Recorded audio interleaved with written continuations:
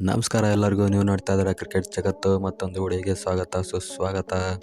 India versus England third test 4th ಡೇಗೆ ಮುಕ್ತಾಯ ಆಗಿದೆ. 5th ಡೇವರೆಗೂ ಹೋಗುತ್ತೆ ಅಂತ ಎಕ್ಸ್ಪೆಕ್ಟೇಷನ್ ಇತ್ತು. ಬಟ್ ಇಂಗ್ಲೆಂಡ್ ಈ ಥರ ಬ್ಯಾಡ್ ಪರ್ಫಾರ್ಮೆನ್ಸ್ ವರ್ಸ್ಟಾಗಿ ಆಡ್ತಾರೆ ಅಂತ ಗೊತ್ತಿರಲಿಲ್ಲ. ಇಂಗ್ಲೆಂಡ್ ಅವರು ಸ್ವಲ್ಪ ಚೆನ್ನಾಗಿ ಆಡಿದ್ರು ಅಂದರೆ 5th ಡೇಗೆ ಹೋಗ್ತಿತ್ತು. ಇದು ಅವರ ವರ್ಸ್ಟ್ ಪರ್ಫಾರ್ಮೆನ್ಸ್ನಿಂದ 4th ಡೇಗೆ ಆಟ ಮುಕ್ತಾಯ ಆಗಿದೆ. ಟೀಮ್ ಇಂಡಿಯಾ 434 ರನ್ಗಳಿಂದ ಗೆದ್ದಿದೆ. ಟೀಮ್ ಇಂಡಿಯಾ ಟೋಟಲ್ ಆಗಿ ಸೆಕೆಂಡ್ ಇನ್ನಿಂಗ್ಸಲ್ಲಿ ಅವರಿಗೆ ಕೊಟ್ಟಿದ್ದು 557 ರನ್ಗಳ ಟಾರ್ಗೆಟ.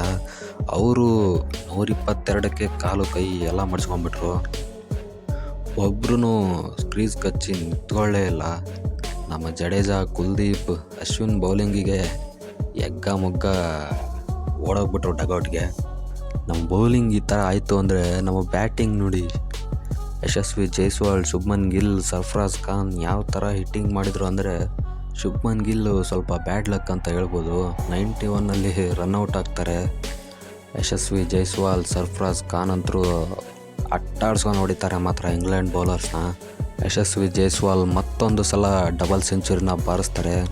2ನೇ ಪ್ಲೇಯರ್ ಆಗ್ತಾರೆ ಭಾರತದಲ್ಲಿ, ಅಂದರೆ ಬೈ ಇಂಡಿಯನ್ ಕ್ರಿಕೆಟರ್ 2ನೇ ಪ್ಲೇಯರ್ ಆಗ್ತಾರೆ. ಮೊದಲನೇದು ವಿರಾಟ್ ಕೊಹ್ಲಿ. ನಮ್ಮ ಕಿಂಗ್ ಕೊಹ್ಲಿ 2017ರಲ್ಲಿ ಶ್ರೀಲಂಕಾ ವಿರುದ್ಧ 2 ಡಬಲ್ ಸೆಂಚುರಿನ ಬಾರಿಸಿದ್ರು ಒಂದೇ ಸೀರೀಸಲ್ಲಿ. ಅದಾದಮೇಲೆ ಇವಾಗ ಯಶಸ್ವಿ ಜೈಸ್ವಾಲ್ 2 ಸೆಂಚುರಿನ ಬಾರಿಸಿದ್ದಾರೆ.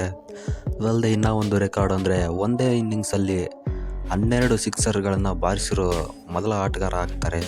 ಇವರ ಕೆಳಗಡೆ ರೋಹಿತ್ ಶರ್ಮಾ ಇದ್ದಾರೆ. ನನ್ನ ಪ್ರಕಾರ ಇಂಗ್ಲೆಂಡು ಅಷ್ಟೊಂದು ರನ್ಗಳನ್ನ ನೋಡಿ ಪ್ರೆಷರಲ್ಲೇ ವಿಕೆಟ್ ಕೊಟ್ಟರು ಅಂತ ಹೇಳ್ಬೋದು. ಇಲ್ಲ ಅಂದರೆ ಅವ್ರು ಸೆಕೆಂಡ್ ಇನ್ನಿಂಗ್ಸಲ್ಲೂ ಸಖತ್ತಾಗೆ ಆಡ್ತಾರೆ. ನೋಡಿದ್ದೀವಿ ನಾನು ಲಾಸ್ಟ್ ಮ್ಯಾಚಲ್ಲೆಲ್ಲ ನೋಡಿದ್ದೀವಿ.